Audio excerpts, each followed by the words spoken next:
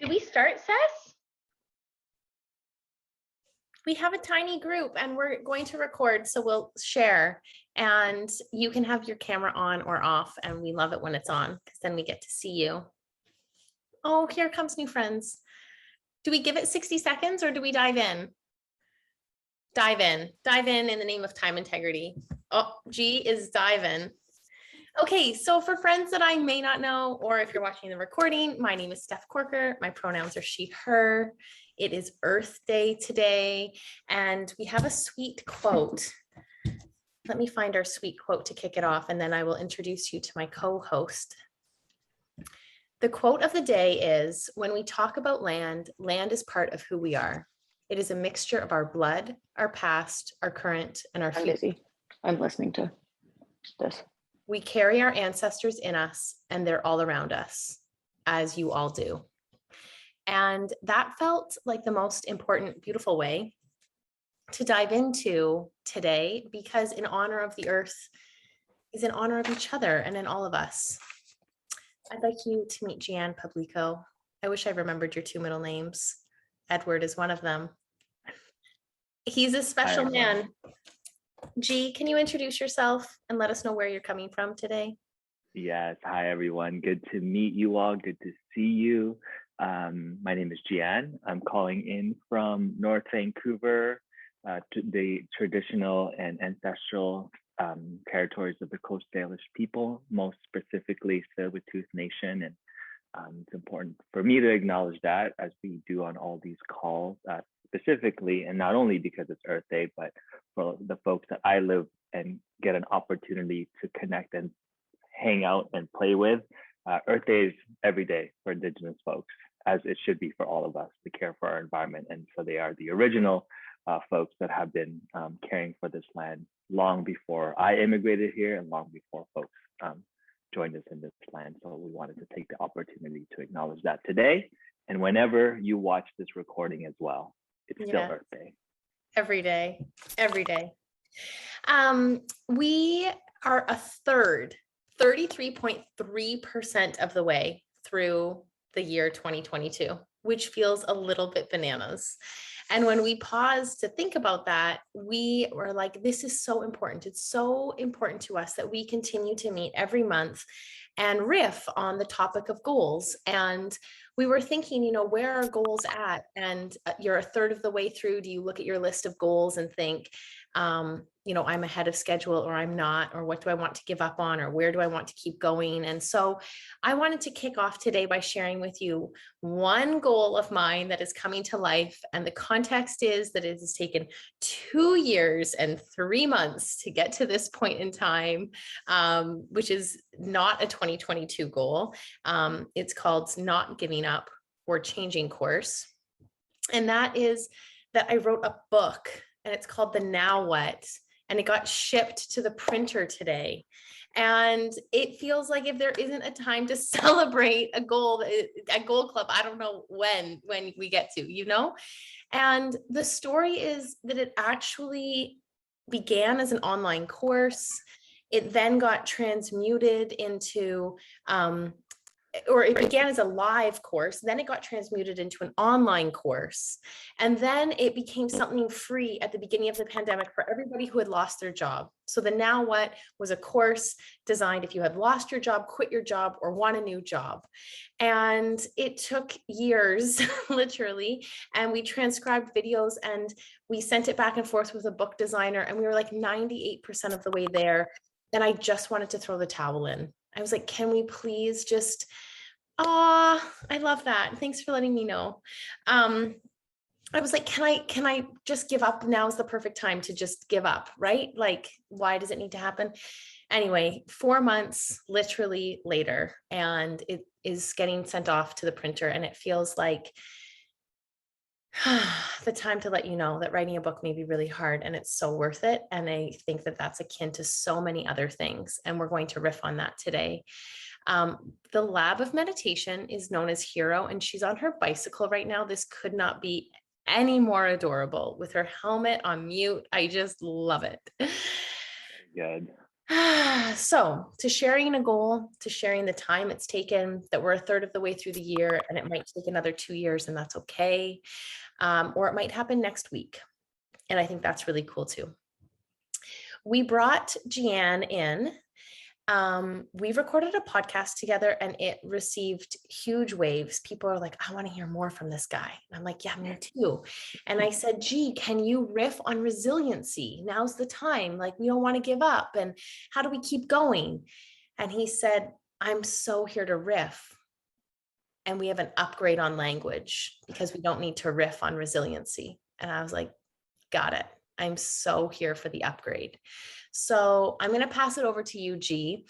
We're going to riff. You're going to riff on the upgrade, and we're going to talk about the power of an upgrade and why we need people in our lives, including Apple, to help remind us to upgrade. Right? Yeah, Steph, what was the upgrade that you that came to you when I replied in the email in terms of resilience? My upgrade was about the forwardness of it. Like, resiliency implies that I have something from my past I need to get over. And you were like, well, what about from now and forward? What if we aren't like continuing to get over this past hurdle? I was like, like what's in front of us, not just what's the past hurdle that I'm going to continue to try to jump over. I felt like I'm a goat meme, that like just falls and trips in the water, doesn't make it over the hurdle every time, steeplechase. Yeah, absolutely. Yeah, thanks for bringing that in, and get to see you all again. Yeah, I mean, the thing that came up to me in our kind of email back and forth was how buzzwordy like resilience is, and there's nothing wrong with that. It's catchy because it's something that's important to people, and I'm not saying that we shouldn't learn from our past or think about our past and use that to propel us, especially as it relates to even my land acknowledgement. When we always refer to people as resilient, it can be inspiring, but it's also like, well, what am I doing right now? Like, what's actually like what I'm doing in the present that could also be inspiring. What am I doing to thriving? Not always looking back all of a sudden or sticking on that. So, often what I use as a symbolism in my head when something does happen to me that I feel like is a barrier is a slingshot. I just say slingshot in my mind, and it's very quick. And I grew up making slingshots in the Philippines, so you have to choose the right branch that is a y-axis, and then Philippines is also like a very big exporter of rubber band. That's why we just had rubber band everywhere. And I'm telling you this story because slingshot to me it both represents my culture, but it's how I look at barriers. It's like the more I get pulled back, the more I know like this challenge that's pulling me back is only going to propel me forwards. So I almost use it as a okay, there's something in front of me. It's a challenge.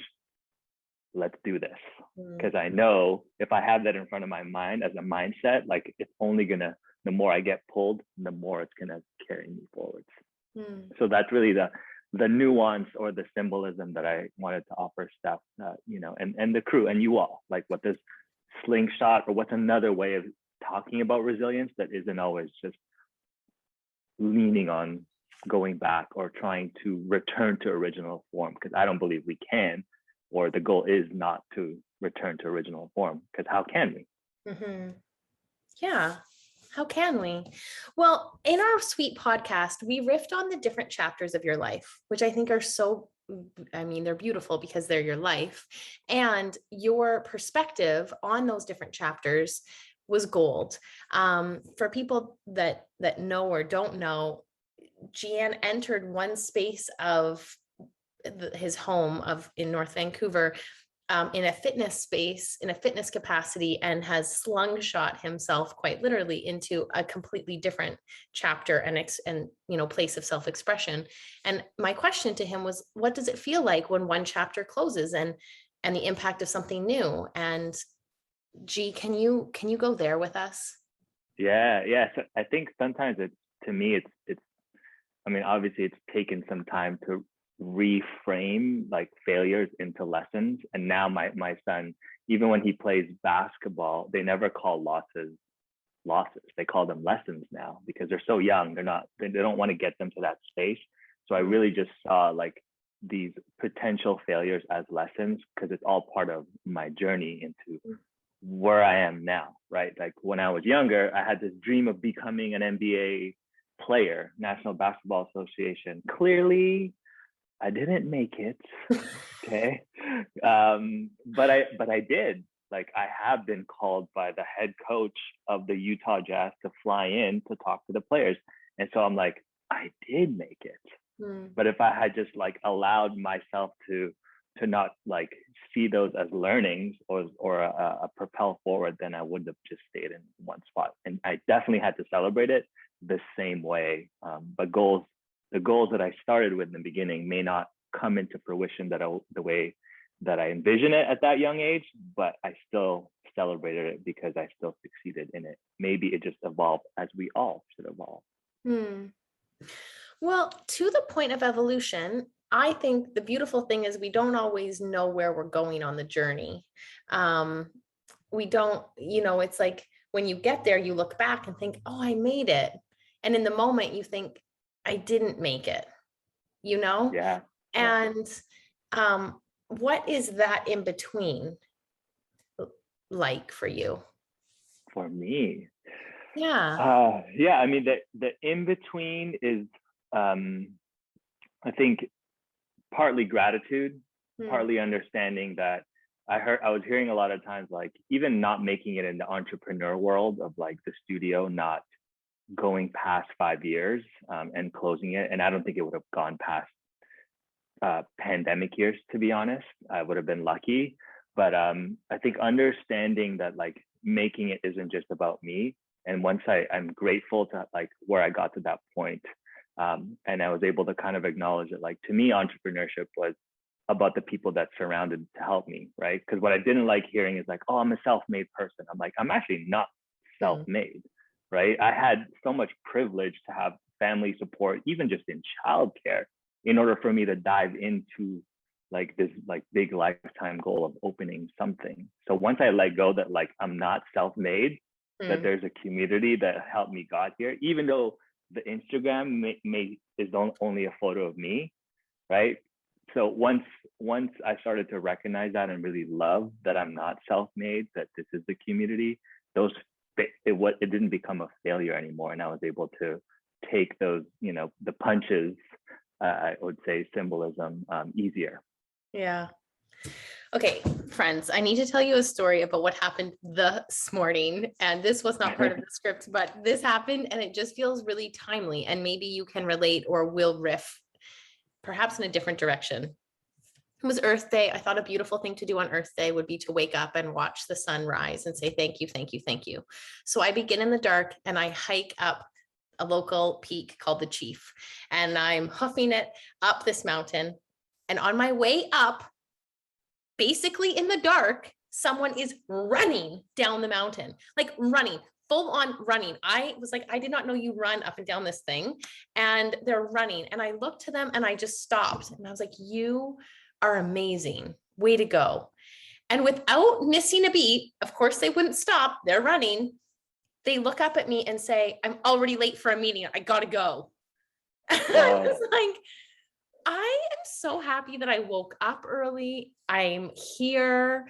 I'm alive. I have a snack for the top and I'm in awe of you. And there were two things that occurred for me. One is, are we running too fast at the wrong time of day? And I just paused to think, like, who the heck are you meeting? That's so important. I'm like, take it on FaceTime for Pete's sake, on the trail. Like, the sun isn't up yet, And then the second part was, it hit my heart when I thought, how do we absorb compliments right now? And how do we absorb what's really great? Because we actually sit in criticism and we're in this world of, if it's not resilience, how are we reframing that? Well, that's the upgrade. And if you do a great job, can you just hear, you've done a great job? The book doesn't have to go to print yet. You've still done a great job. Or are we so busy waiting for a specific end date, that 5-year mark? At 5 years, then the studio's great, No, like the dent you made every single day at every single class made an enormous difference. And I can tell you that I don't think I'm super comfortable hearing praise by any means. And that woman this morning at 6 a.m. taught me that I will never run from a compliment, and I will never have to run to something in the dark that's more important than acknowledging a beautiful space, a beautiful space. And so I share that because I wonder, G, what you can share with us about taking the moment to upgrade. And we riffed on this just before we jumped on. What does it mean to take a moment and upgrade? Take a moment. Yeah, I think, for me, taking a moment to upgrade is, I mean, the riff that we had this morning is like, how come I update my phone, no matter what your phone is, company, automatically, like I make time for that, but I don't do that with my other parts of my life, like whether it's development or relationships, but there's always like something reminded me to upgrade, my apps in order to see things better, to have a clear vision of like in front of me. So I think it's so confronting to have that, but then also not do the same upgrade in how I see the world, how I see relationships, how I see development. And I think that, it's the mirror in that is it's important to recognize those small symbolisms, because like I probably said on the podcast, like I should care more about my life upgrade than my iOS phone upgrade, because to be honest, like somebody in my family upgrading their self-awareness, their possibility, their knowledge about anti-oppression is more important in my life than the other upgrade that's in my pocket right now. Perhaps both, but in that moment, like that's more important to me. So just really recognizing when it's calling out to you to upgrade, not your iOS, but your personal development, perhaps. Yeah. It's almost like a nervous system upgrade. It's like we have an operating system upgrade, and then it's like, what's your nervous system upgrade? And I loved that you were like, if I don't upgrade, I don't have emojis. And then you're like, wait, what are those emotions that we don't have access to without the upgrade? And I was like, Apple does a really great job of reminding us constantly. The alert does not go away until you upgrade. And yet, what point in time do we think we can like shut off the personal upgrade because we're done with that? We don't need to go there. Or like, I don't have time. Sess was like, I don't have time for that. Plug my phone in, it goes off. Like, no way. It's like, oh, right. So let's go there next. Where in your life, you can share personally or professionally, goals, either way, like I was going to say lessons or wins, that the upgrade has made a difference for you, G? Yeah. Maybe I think, like timely. Think like what has happened recently where you're like, I took an upgrade on that one. I took an upgrade. And also in the chat, if anyone wants to jump in and offer a recent upgrade, we're so here for it. And we said that you didn't have to participate this time. So know that we get that too. I'll give space for that, for folks to jump on chat or come off mute if you have one that's burning that you want to bring out there on this call.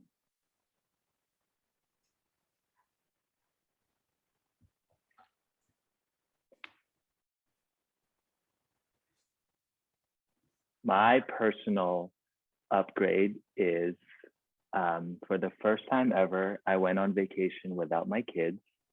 Well, not me per se. When I went for work stuff, it wasn't really a vacation, but I was able to take my partner after 10 years because we wanted to be, no judgment. We wanted to be with our kids, and we always wanted to travel with them. We loved them, and we co-slept for a long time. And so the upgrade that I took after that vacation was like realizing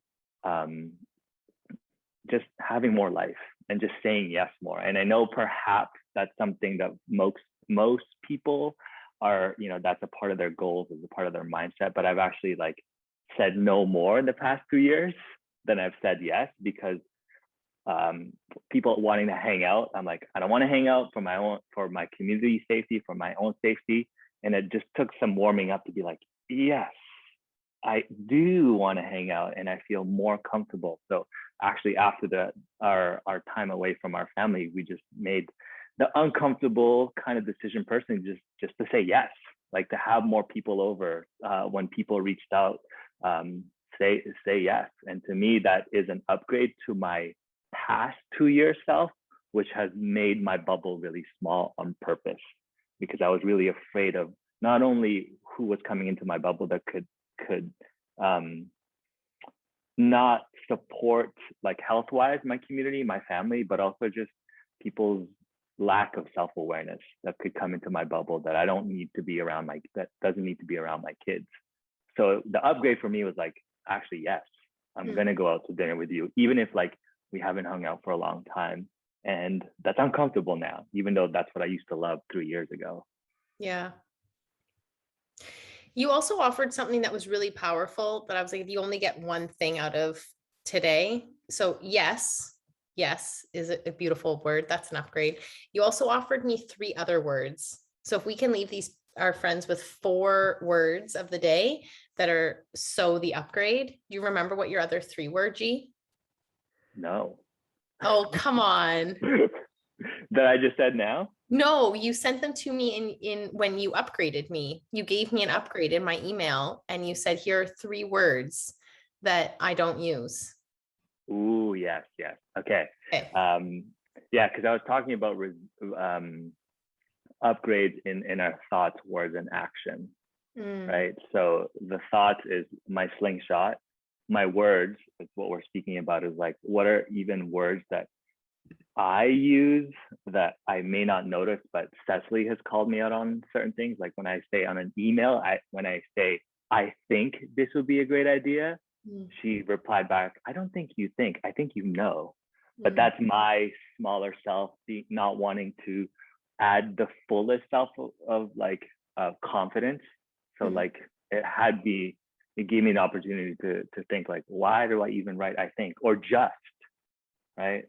I am just this, I'm just a fitness instructor, I'm just all these things. It minimizes what I'm going to say afterwards. And even in the lens of being trauma informed, just is is a powerful word for folks that can't do certain things that we're asking them to do. And when we say just lift your hand in the air in this yoga pose, actually it's not just, for some people, it's profound to lift a body part.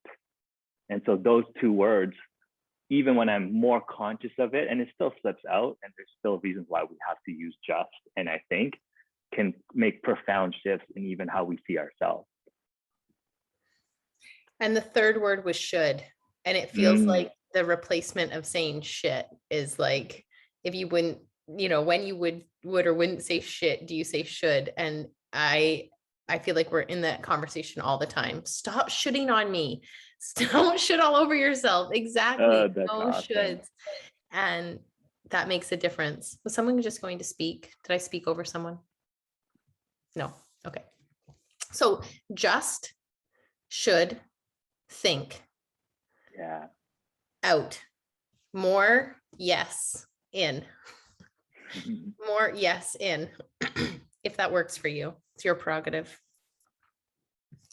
I love the deleting justs from emails. That feels so excellent.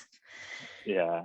I even sometimes remove an emoji on purpose because I'm like, you don't need a smile from me. Like, you know my tone, and if it comes off a certain way, that's how you read it. Some people, yes, but people, I think for me, people have this assumption that I have to be always happy-go-lucky, smiling, and the removal of like an emoji often is just, period. Beautiful. Yeah. Well, maybe there was a reason Cecily and Jian worked so well together, because often really big things happen and Cecily replies with 3 words and a period. And I say, oh my gosh, is everything okay? And she said, I was so clear. That was so direct. And I'm like, 5 emojis and 12 exclamation marks. And she's like, that's not clear. She'll get an email. Someone is so specific. That was so clear. I was like, got it. So clarity matters. Our language matters. Taking the upgrade matters. The buzzwords may not matter so much. There's nuggets that I think clarity is sexy, so sexy. Who is in your life holding you accountable to your language, to your written word, to the words that, your verbal words, and the same people, are they holding you accountable to your goal and to possibility? So I'm going to share one more story, and maybe we'll take us on a new trajectory here, because I spoke with someone who I hadn't spoken with for a couple of years. They called kind of out of the blue. They live on Vancouver Island, and they have a beverage company. The beverage company is, you would probably see it on your grocery store shelf. And it's a protein shake. And he said, I'm calling with a ridiculous request. I'm going to raise $10 million. Our supply chain is completely broken. We're going to raise $10 million, and I need you to find me a new CEO in 10 days. Oh, And I was like, well, you don't have the money, but you'll have the money. And he's like, who wants to join this sinking ship? And is now really the time? And what if it's not a sinking ship? And I still believe, and, he's clearly in the process of all of it. And I'm like, this is called business. And this is something we don't talk about enough. And the impact of supply chain has been enormous. And especially on our experience in grocery stores, as you would see, shelves are empty. And is that labor? Is it supply chain? All of these things. He said, and, I paused and I'm like, you're in my head, I want to say you're bananas. And I'm like, why am I shutting this down? He wants to raise $10 million. He wants to find a CEO in 10 days. Maybe this is the perfect opportunity for someone in this moment. They want a new job in 10 days. Like, let's go. It's like, let's talk through this. What's going on? And he paused. So before I judge the situation, before I tell him it's not possible, before I tell him that a CEO search takes 180 days, why do you think this can happen in 10? Before I say anything else, he says, this is my 11th anniversary of a double lung transplant. So it was Easter weekend. If you celebrate Easter, he said Easter weekend was my 11th anniversary of a double lung transplant. And when I found out that I needed a lung transplant in order to live, I was told it had to happen in the next 3 to 6 months. The wait list was 18 months. And he got from Victoria, flew to Toronto and got new lungs in 2 days. wow. And he said, I would not be here had that not happened. And he said, and now it's how I live every day of my life. And we are set in these constraints of how long things need to take. And he said, this feels like my new lease on life. I have a new way that I can look at life without any constraint. So I'd like to raise $10 million and find a CEO in 10 days. Are you in? Like, really straightforward. He's like, it's yes or no. Like, you want to jump in or not? I was like, got it. You really believe, really look at this version of life as anything being possible. And so I go there because we have 15 minutes left together. We'll give you a few minutes before you jump to your next meeting. And I think we don't hear or share these kinds of stories often enough, where we pause to say, if we release the constraints, like what could be possible? And I just wonder if in the chat, we could share what one constraint, wild, audacious, as crazy as ever, if you could remove that one, like genie in a bottle, what would it release for you? And you can share the constraint, you can share the genie, you can share what would be left. And then, I really know there's no one better to preach to us about possibility than you. So I want you to come in next and just tell us, when our language is on point, when our vibration is there, when our community comes together, like what's possible. So first, let's go chat. You're safe. It won't be recorded for anyone else to see this part. Oh, yes. Self-doubt, succeeding. I wouldn't be afraid to fail. Feeling of scarcity, time and money. Totally. Pure golden connected love. Yes. Permission to be wrong. Beautiful. I wish I could release the version of myself I often see in the mirror. and not hold myself back by the size of clothes, what I think, like, what could this body really do if I wasn't such a judgmental jerk to it? Yeah. Does anyone else want to share? In chat, it's safe. You're anonymous. Oh, yes. I wish I could release assuming people perceive the worst in me. My heart, imagine we saw the best. Other people's expectations. Would be left to be fully, openly present with the moment. Absolutely. I love it. Thanks for sharing. So, my wish for all of us is that we never see goals or possibility through the lens of a medical emergency, that we don't see the opportunity to live life as big and wild and free as we wish, based on doctor's orders that say we only have 2 days or 2 months to live. And it feels to me like it might almost be the only crisis that puts us into really living, because we think everything else is a legit excuse. Except when it comes to our own health, we'll stop and say, whoa, or the health of loved ones for that matter. And that's the double lung transplant. I feel like I need to tell you, so you all go and buy this drink when it's all over the shelves. I will. Next goal club. I'm coming back to say, did he raise $10 million and did we find him a CEO in 10 days? And it doesn't matter the outcome. It matters that he's approaching the problem with with a beautiful lens of possibility. So, Preacher G, Preacher Pablico, that is it. Tell me about possibility in its wildest, craziest, most unbridled, fully expressed version. Oh my goodness. Well, I'm going to have to get some participation here, but I love that story because I think it brings me back to that show Buried Life. If y'all remember Buried Life, where they wrote down a bucket list. I think they're from Victoria, BC. Yeah. Those young men. And then the goal was like to try to get as many of these bucket list things out of the way. But then the question is like, why are we waiting like till we die to do these things? Like, why can't we do this now? And it doesn't have to be in those big ways. To me, like this shows up in my life when the year my little sister got married. I was so excited because I was like, oh, I'm gonna do a speech.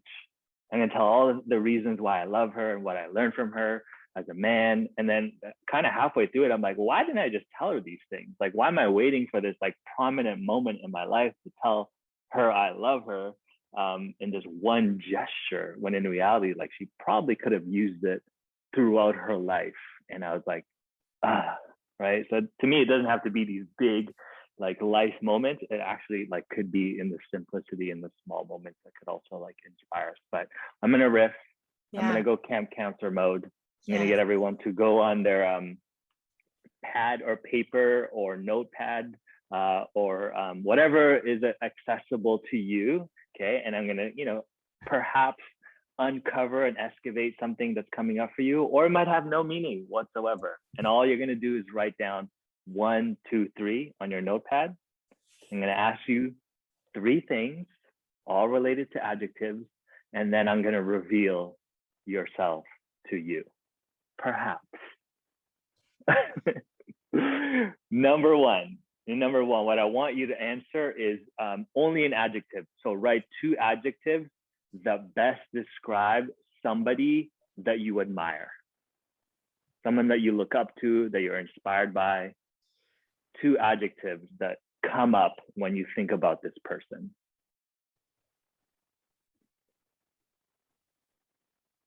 Two adjectives that best describe somebody that you admire. Number 2, 2 adjectives for you to best describe the sky. Think about the sky, adjectives, perhaps not colors, adjectives, describing words to best describe the sky. And then last but not least, 2 adjectives that best describe for you white water rafting. I know, it's random. Camp. And if you've never done it, just write, I've never done it. All good. And I shall reveal who you are, or maybe just a moment for levity. Okay.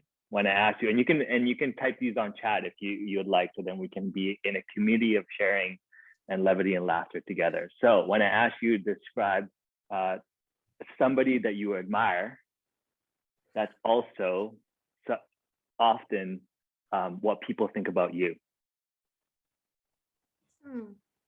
Yeah. As we know, the values that we often see in other people, we see them, they resonate because it's most likely a reflection of like who we want to be or who we are already. So bright, peaceful, fun, new, exciting. Yeah. Look at all those things. Peaceful, loving. Love it, love it. Loving, steadfast. Yeah. And if you're like, nah, that's not me, you tricked me, Jian, just receive. Perhaps it is you. Number two, when I ask you to describe the sky, that is also how you see your future. I mean, people are sharing open, bright, endless, beautiful. I mean, come on. Expansive, gorgeous. Those are beautiful words to describe our future. Open, brave, audacious. And last but not least, when I ask you to describe whitewater rafting, that's how we see love.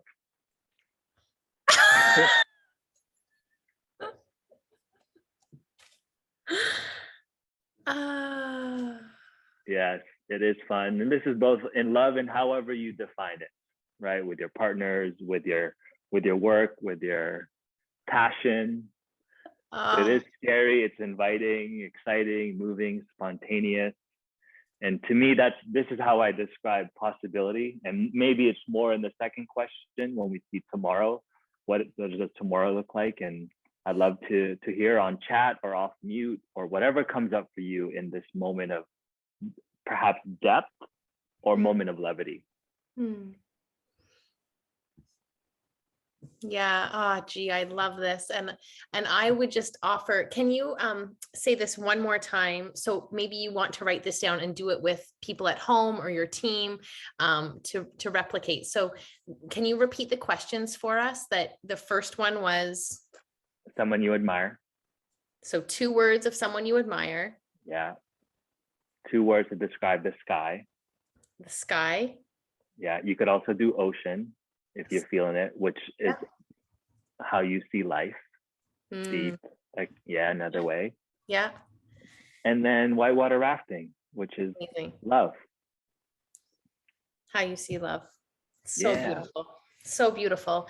I think that this is so wonderful because so often we look to other people and to other stories to find our own inspiration or to find inspiration. And this exercise so grounds us in not forgetting who we are. And I'm so would love anyone to come off chat before we wrap it in a bow. Does anyone want to share? Not yet. That's okay. Oh, my Bernie wants to share. And I would just add that know that I mean, you don't know that was off script, and I could feel it was okay to go off script because I'm in a community of people that allow me to go off script. So whatever that looks like for you all in your life, right? I don't need to apologize for it because I could tell by hopefully, or I can't tell, not even hopefully, see? I can tell by Steph's face, I can tell by all your faces that like going off script is part of the script. So like however that shows up in life. Well, I want to wrap this in a bow to just say that we began with acknowledging that and talk about this lens. I'm catching myself right now. I assumed that a third of the way through the year would be hard. I assumed that right now you would want a hit of help me get over the next hurdle. And what Jian offered before we hit welcome to Zoom was like, what if it's not about being resilient? And then we said, what if it's about acknowledging these moments that get us to the top of the mountain? And what is your experience not on your own? On your own, you're rushing to get to a meeting. Please don't rush. And what if these are the moments of the goal that actually matter? And then we had this beautiful reflection from Preacher Pablico to pause and ask 3 wonderful questions. And I hope you go and ask 3 friends the same question today, because maybe this is the stuff that setting, achieving, going after goals is actually all about. And then when you get there, you don't have to look back and say like, now what? You get to say like, what a ride, you know? So G, I just want to thank you so much. And for coming on once a month, we are going to do this and we'll continue to do this. And it's a conversation that feels so near and dear, that we stay in community and stay connected, because that's what really matters, you know? So with that, we'll wrap it in a bow, go off to whatever you do next, go for the upgrade. We love you. Thank y'all. Yeah, bye.